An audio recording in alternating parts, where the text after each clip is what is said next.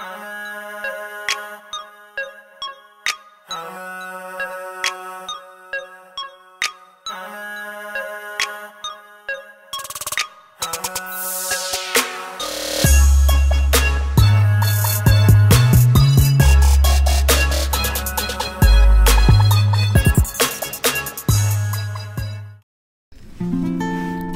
a statistic, made one on my own, gave it to someone else, and now I'm all alone. I never got tested, never prevented the seed. Instead of being the solution, I am now the disease. Time never waited, and yet I chose to. You listened to my story. Now what are you gonna do?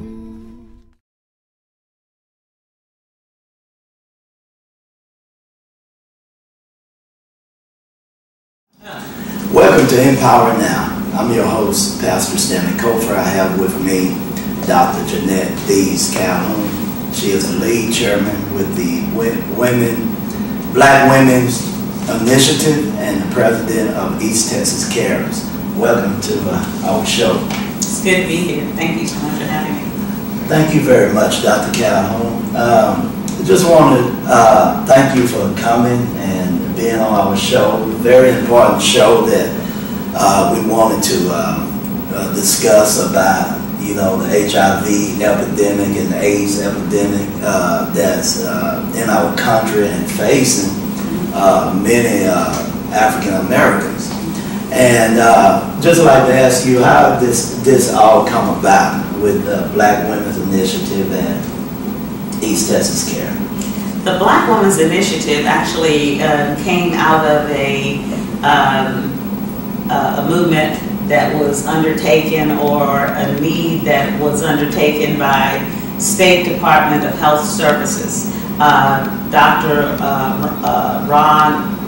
Ron Evans was there at the time, and she saw a need to do something about the increasing number of cases with Black men and with Black women. She saw a trend and saw growing numbers and challenged the programs that we had in place, because they clearly weren't working if the numbers were increasing.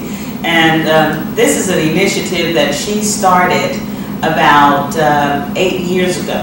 That initiative is now still headed up by Department of State Health Services, but some of the directors and have changed. But the initiative goes on, and now the initiative, some 8 years later, because we took 1 year for planning. 1 year for planning, just crunching data, looking at what our situation was, and looking at programs that we thought might work, and actually taking programs and taking pieces of one program and pieces of another, and trying to see if we could pull something together that could be an evidence-based program that would work, okay? So we worked and we planned for 1 year. Then we brought all 7 regions together. And serving on this planning committee were leads from the 7 regions. And then we were asked to expand our role as leads of the region by asking other persons that we thought would be interested in participating and helping us to address the growing numbers of HIV infection among Black persons. That mission, I should tell you, has expanded somewhat, because now not only are we just concerned about Black women, we're concerned, of course, about Black men, and we're concerned about minority Hispanic women and men, because we're seeing significant growth there too. So what are some of the things in place? I know you said it's been for 8 years that this has been in place. So what are some of the things that y'all do? Okay. Well, one thing that we do is there are numerous awareness days that focus attention on HIV awareness for our communities. And I have to tell you, it really saddens me to share with you that just a couple of years ago, it was necessary to add yet another HIV/AIDS Awareness Day, and that was an HIV Awareness Day for teens. Because we started to see numbers growing among teens, particularly minority teens, and you know, we outpace, we being African American people, we outpace the numbers with HIV and AIDS infection. And so, that is one thing that we do. We draw attention to the HIV awareness days, and we have one that's coming up this Saturday.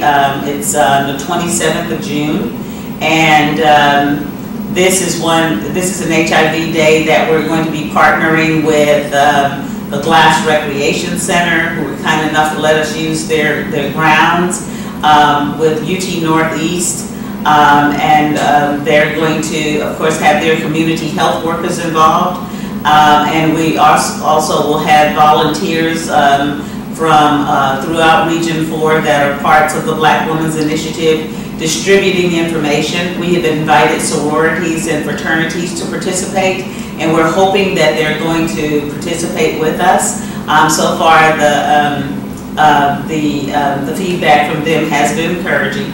So what we will do is bring persons together, distribute information on how this infection occurs. Because believe it or not, there are still people that really don't know how the infection occurs, especially among our young people.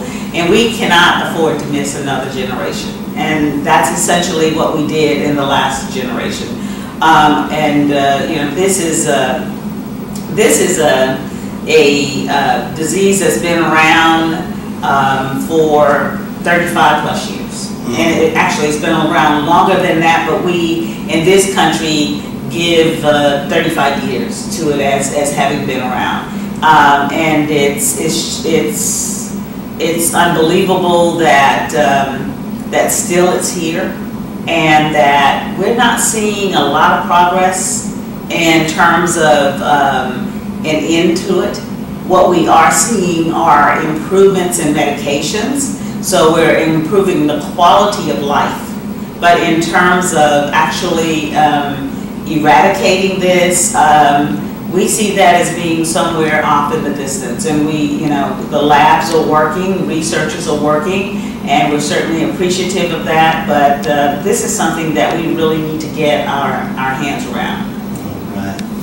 Well, we want you to stay tuned. We're going to go to a commercial break, but you want to stay tuned because we have some more very important things that we must share with you. I'm a young woman, and also a teen. Me too. We want to talk to you about HIV and AIDS. Today's teen girls are still at risk for acquiring HIV and AIDS. Women of color are especially affected. Other minorities are vulnerable too. The information's online. Check it out. What can teens do to protect themselves? One thing everyone can do is get an HIV test. Talk about HIV with your parents. And with your partner. Get tested. Sorry. Welcome back to Empower Now. We thank you for tuning in. I want to thank Dr. Calhoun for being with us on today.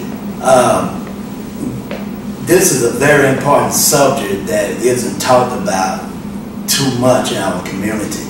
I've been trying to educate and sound the alarm for over 10 years, and a lot of times people tell me, ask me the question, well, where do you get that information? You know, I haven't never heard of it, you know, and you know, we always hear the saying, people say what you don't know won't hurt you, but that's a lie.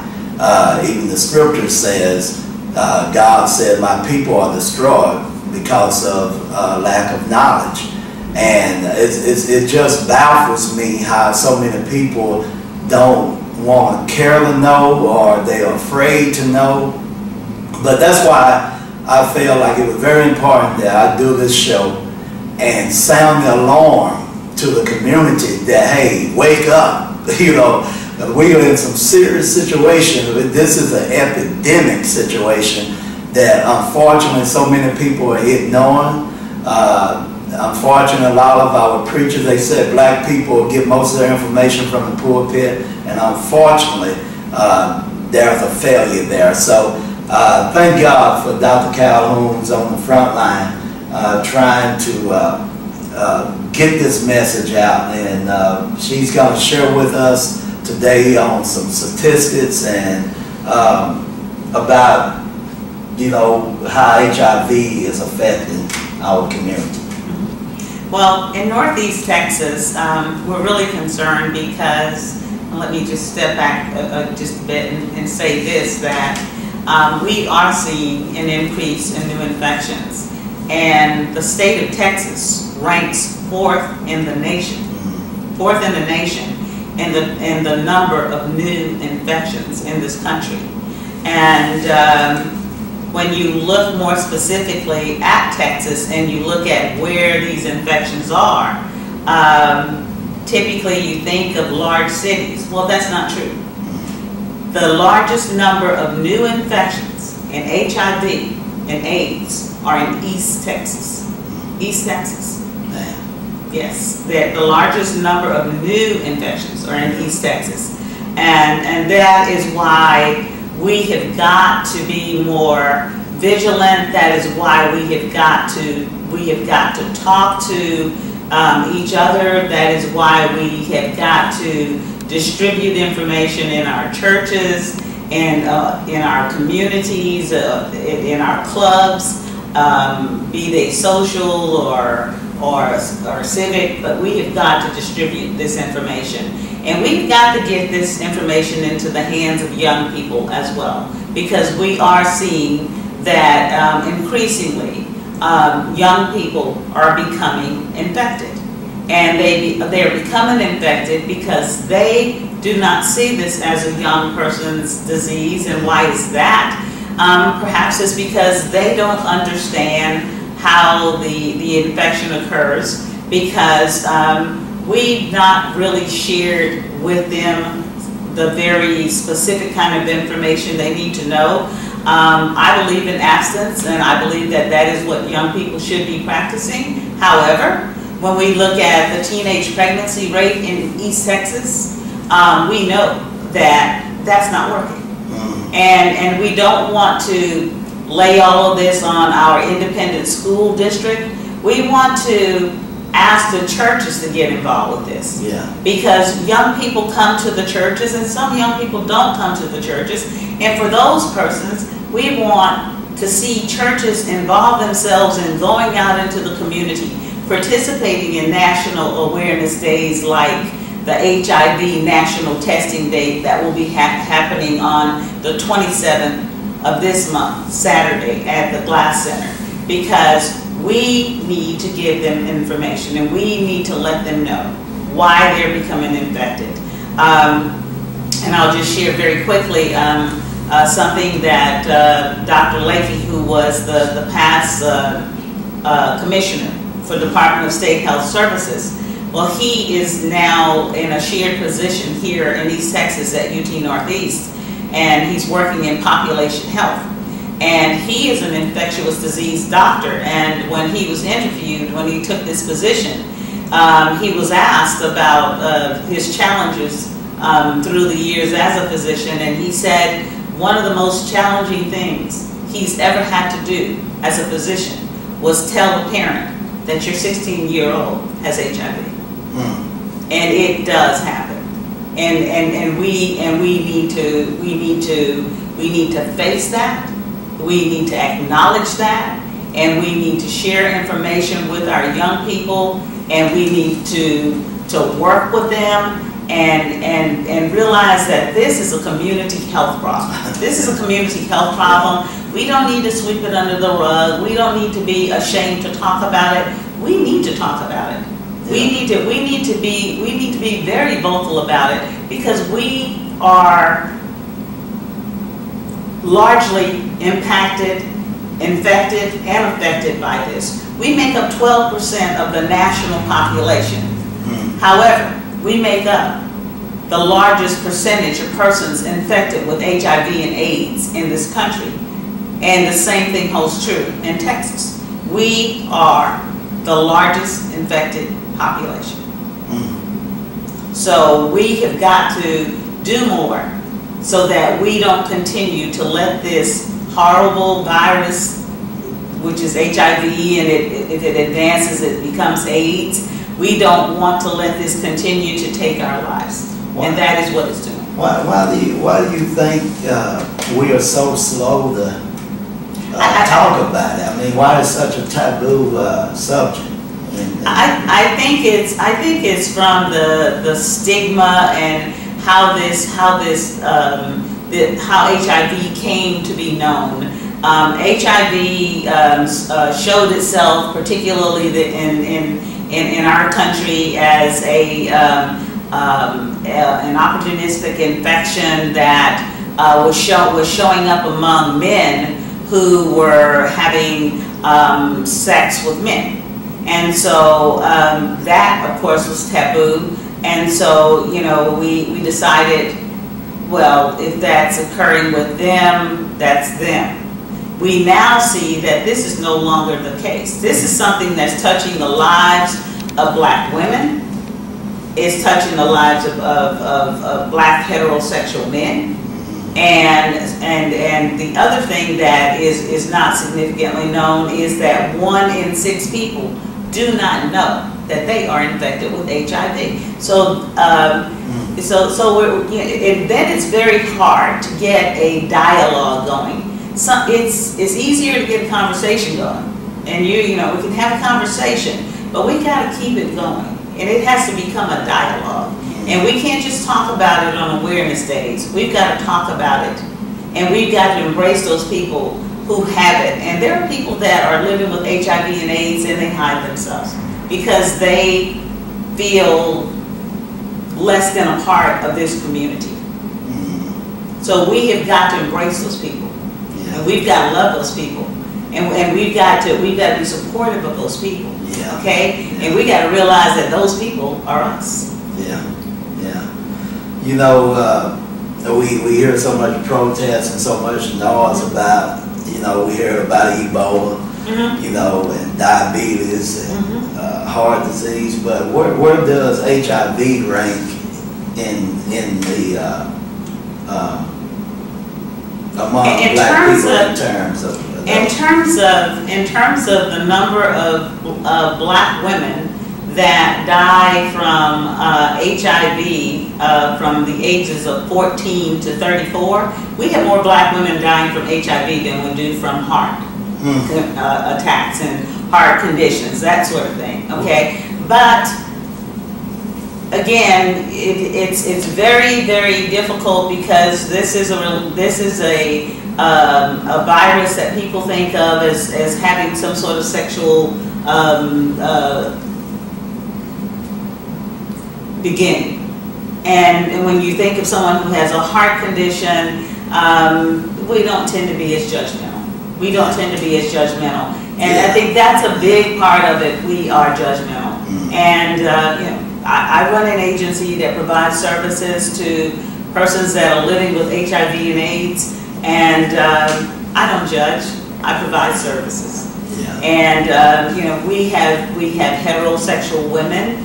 We have brought in the last year 3 babies. We have had more than almost 60 people come from other states back to Texas that left when they found out they were positive, or left because of their orientations, that sort of thing, but now they're coming back home. And they're not unlike other people. I mean, we tend to go away, seek our fortune in our younger years, and we come back home. So, but these are things that we have got to get involved with. HIV is something we've got to get involved with as a community, and we've got to educate. We have got to educate our young people. We really have. Well, we're going to come back in a few minutes, our last segment, and we're gonna explain to you what you can do and where you can go to get tested. Doesn't cost a dime if you don't have insurance, but we're gonna explain all of that. So stay tuned and don't move.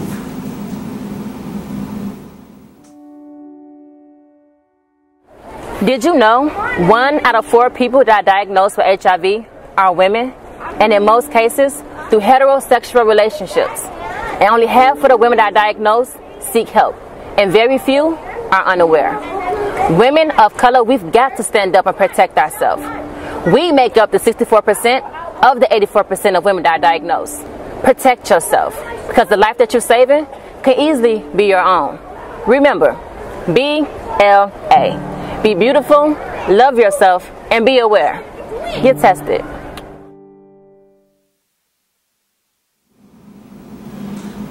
Thank you once again for tuning in. As you have heard, man, this is some serious business. So Dr. Calhoun is going to share with you about what's coming this Saturday and June the 27th at the Glass Center, and she's going to give you some information on why you need to get tested, why it's important, and where you can get tested. Well, this Saturday is National HIV Awareness Day, and we are really, really excited and thrilled to have a number of organizations joining the Black Women's Initiative and collaborating with us. The Glass Recreation Center is going to let us use their grounds. And I know it may be a bit warm. We're going to start at 10 o'clock and we're going to go until 12. And we will have water. And so please come out, and Shawnee Scott of 107.3 is going to be there, and she's going to be doing a live remote, and she'll have her many giveaways, and she's also a member of the committee and is real excited about this day. So please come out. We're going to have UT Northeast there, and they will be distributing information as well, and also just other generally related information that you may not know about. Then we have a group called the Community Health Workers that will also be there, and this is a phenomenal group of people. They are that group of people that fill the gap between medicine and actual just linking people to care, and they know about programs that people are eligible to participate in that you may not have any idea that you're eligible to participate in. So come out and talk with them, and make an appointment with them, make a follow-up appointment with them, and then we're also going to have Department of State Health Services Region 4.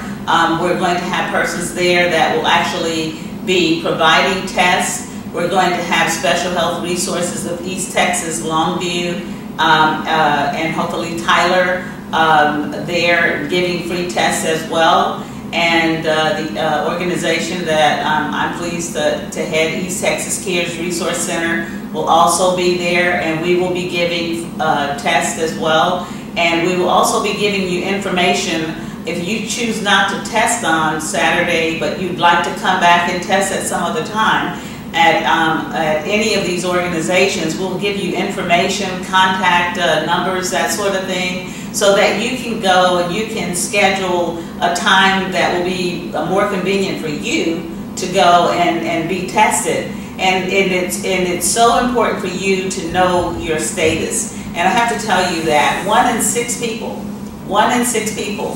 are infected and have no idea that they are infected. So please come out, get information, and benefit from what we planned for you. The other thing is, it's very important for persons who may be positive, and perhaps you know that you're positive, but you haven't connected with any sort of healthcare provider. Come out, and we can assist you with that. Make an appointment. You don't have to discuss it there on the grounds, but we can make an appointment for you to privately address this at some other time. So this is an exciting day, and everybody should know their status. And if you've never been tested, please come out and be tested. If you've been tested and you may have placed yourself at risk, please come out and be tested again. Or come out and find out where you can go to get a test. And the tests are free because we want you to have this information. We want to thank you for tuning in. I want to thank Valapir and VPN for allowing us to do this public service announcement to get the word out about what's going on in our community. I want to thank you, Dr. Calhoun. Thank you for having me. Thank you. And we hope to see you again on another broadcast, and may God bless you. HIV began one person at a time, and it will end one person at a time. June 27th is National HIV Testing Day. I've been tested for HIV. Have you? To find an HIV testing center near you, visit greaterthan.org.